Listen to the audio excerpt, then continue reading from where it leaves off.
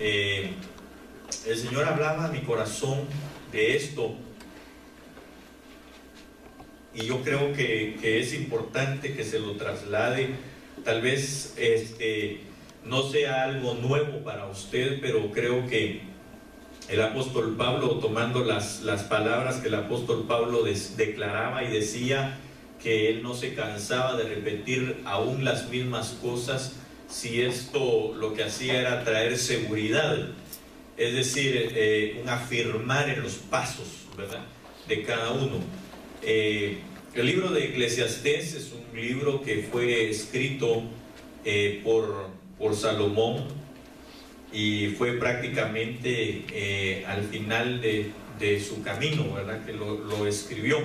Hay algunos pasajes, hermano, que todavía, al menos para mi persona, ¿verdad?, son un poco inentendibles, ¿verdad?, pero que creo que el Señor va a ir abriéndonos su luz cada día, amén, o nos va a ir dando la luz para que se abra nuestro corazón y nuestros pensamientos a entender aquello.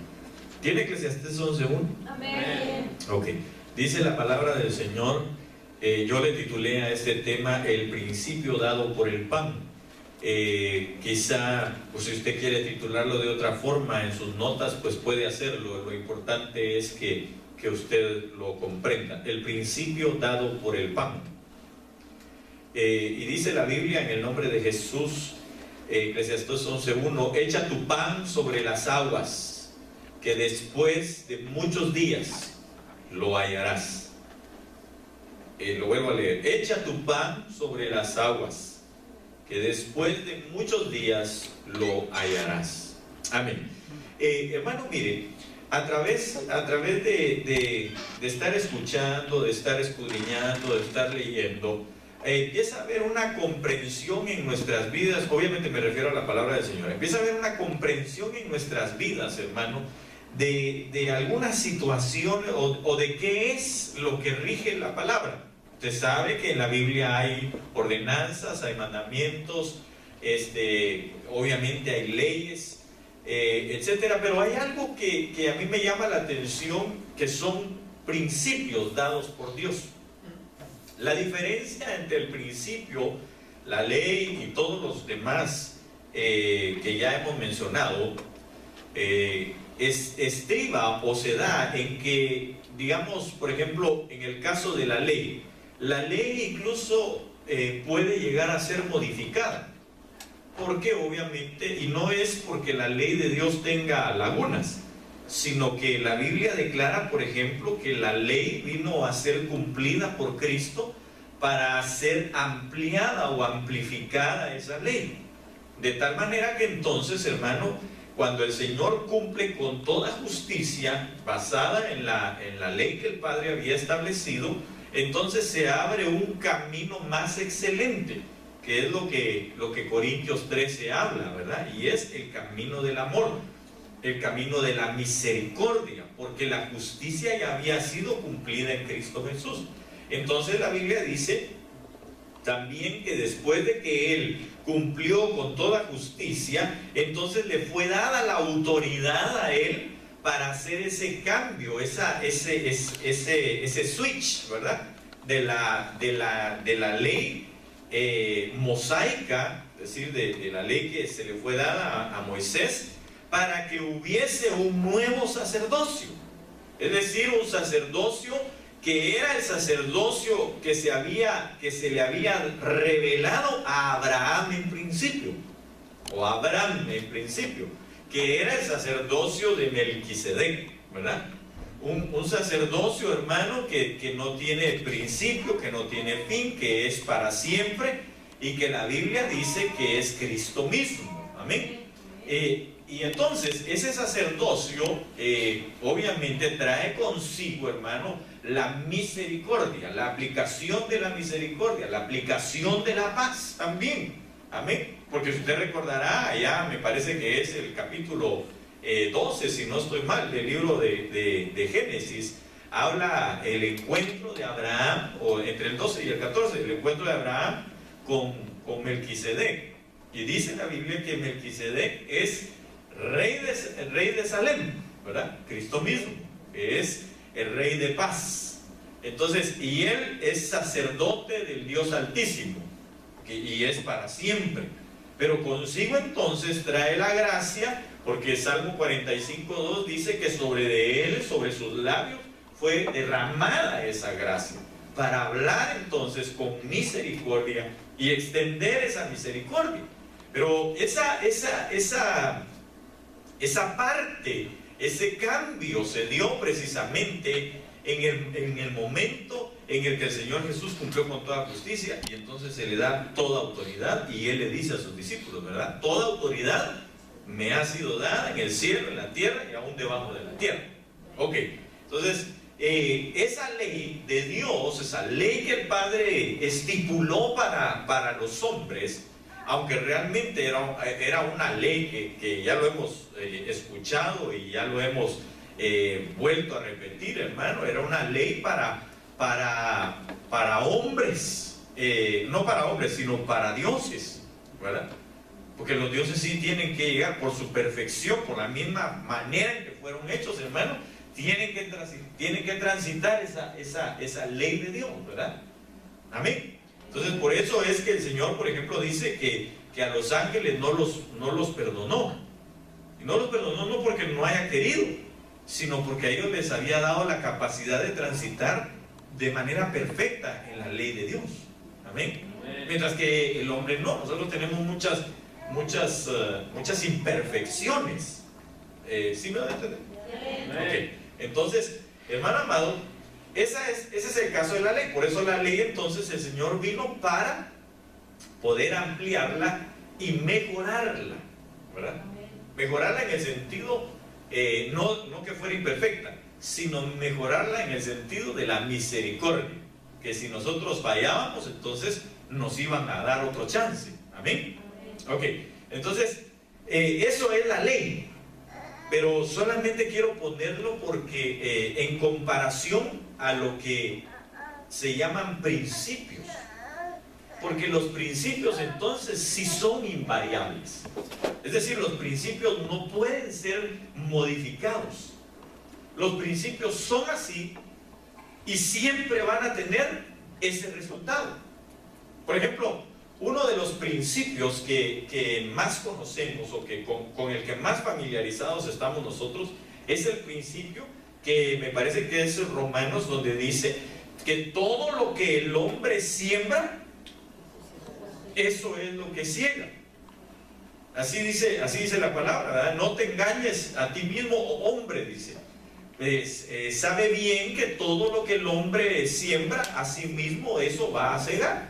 Entonces, usted lo sabe perfectamente, hermano, aunque no sea un agricultor, pero por ejemplo, si usted siembra naranjas, lo más seguro es que vaya a cosechar del palo que sembró naranjas, ¿verdad? No naranjas, sino naranjas esas. Es que no decimos naranjas de nada, ¿verdad? Sino que es naranjas como fruto. Si usted siembra, hermano, un palo de pasas, ¿qué va a recibir? Uvas. No, porque no existen los palos de pasas. No va a recibir nada, son uvas. Solo estoy tratando de ver si usted está despierto. Si usted siembra uvas, obviamente va a cegar, siembra una vid, va a cegar uvas. Si usted siembra un manzano, va a recibir un manzano. Y así, cualquier cosa que usted siembre, eso va a cegar.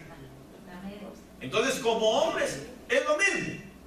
Lo que usted siembre, por ejemplo, si usted siembra en su familia amor, si siembra en su familia bendición, si siembra en su familia, por ejemplo, diligencia, si siembra en su familia, ¿qué otra cosa? Afecto, buenas palabras. Entonces, ¿qué va a recibir de su familia? Pues todo lo que sembró. Pero si pongamos el caso contrario, ya no usted, ¿verdad? Sino que hay no un hermano, ¿verdad? Sino una persona, un Juan de las Pitas aquí, que lo que hace con su familia Pita es solamente sembrarles negligencia, sembrarles, qué sé yo, miedo, sembrarles fracaso, que nada se puede hacer, temores, etc. ¿Qué va a recibir de ellos? Lo mismo, ¿verdad? Cuando mande por primera vez a su hijo mayor a pedir un trabajo, el muchacho no va a saber qué decir, porque le ha sembrado esa inseguridad en su vida, ¿verdad? Si ese Juan de las Pitas lo que sembró, hermano, fue violencia para con su familia, ¿qué puede esperar? Lo mismo, hijos violentos que al final, hermano, lo único que van a hacer es violentarlo a él también, o a ella, ¿verdad? En el caso de que fuera una mamá que haya hecho eso, ¿verdad? Ok, aunque hay sus honrosas excepciones, ¿verdad? Dios siempre deja remanentes en todo lugar. Pero esto es, hermano, lo que sucede, son principios que se dan. Todo lo que el hombre siembra, eso es lo que siembra. Eso es inevitable. Entonces es invariable. Entonces es inconmovible. El Señor es inconmovible porque Él es el principio de todas las cosas.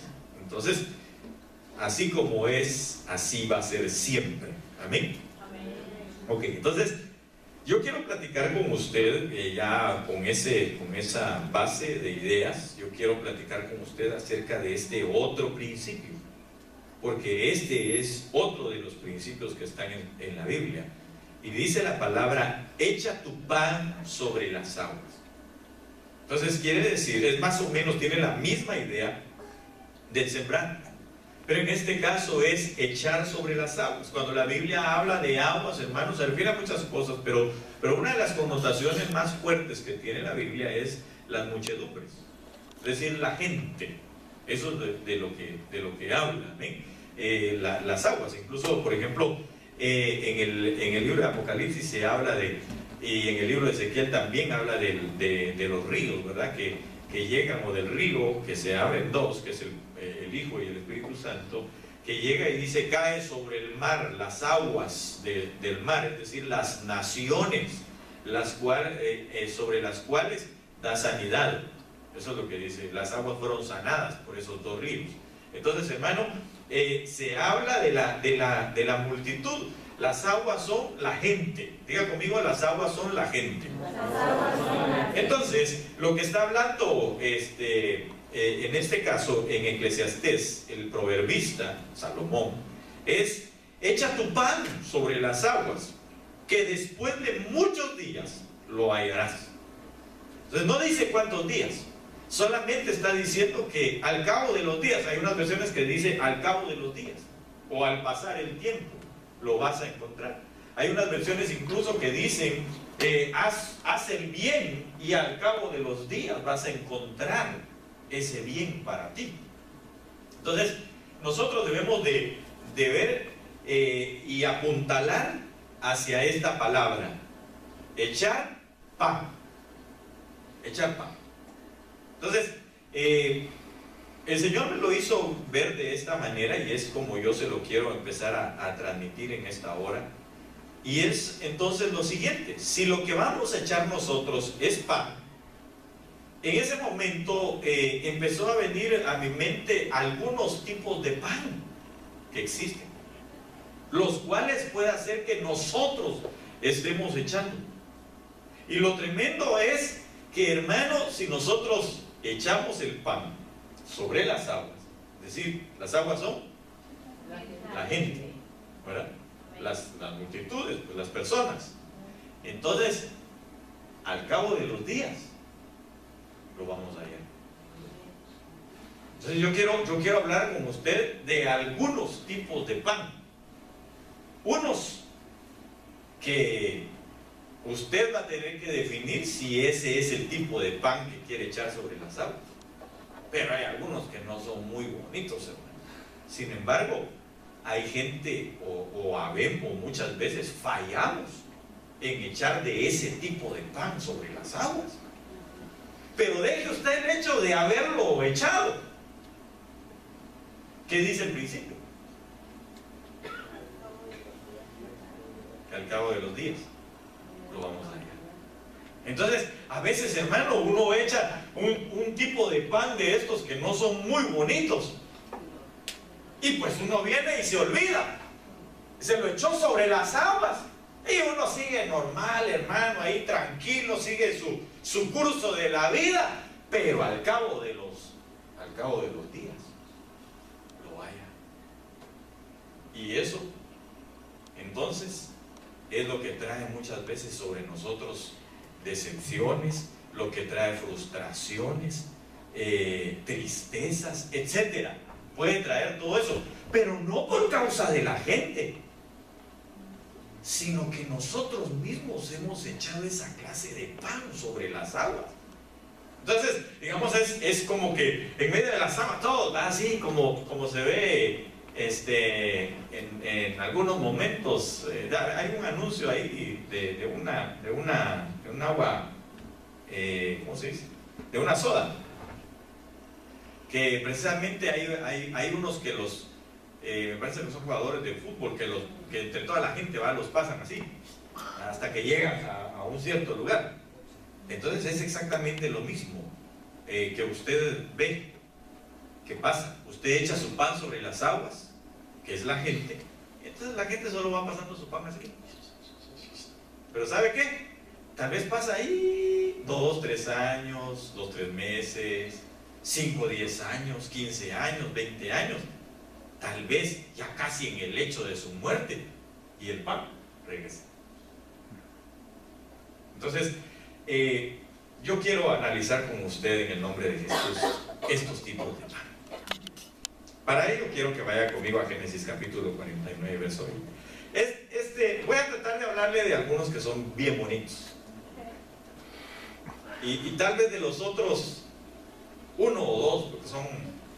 Pero de todas maneras, aunque son feos, hermanos, tenemos que ver que nosotros no los estemos echando a las aguas, para después no encontrarlos.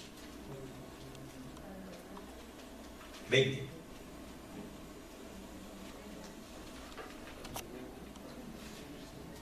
¿Lo tiene?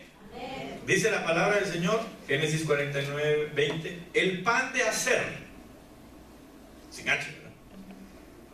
Y sin C. El pan de Aser será sustancioso, él dará deleites al rey. Entonces, ¿qué pan es este? Pues el pan de Aser, hermano. Ok, eso tendríamos que analizar y vamos a analizar. ¿Qué es el pan de Aser? O Asher, esa es la palabra. La raíz primaria de Asher o de Aser es Hashem. Y miren lo que significa Hashem. Hashem significa ser recto. Dice que también significa estar estable. Significa ser correcto. Significa ser feliz.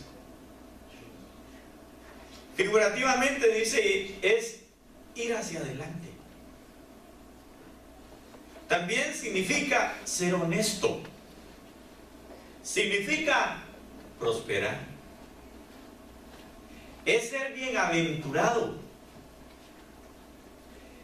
Oiga, mira, esto es bien bonito. Es enderezar. Es un gobernador, es gobernar. Significa guiar también. Y significa restituir.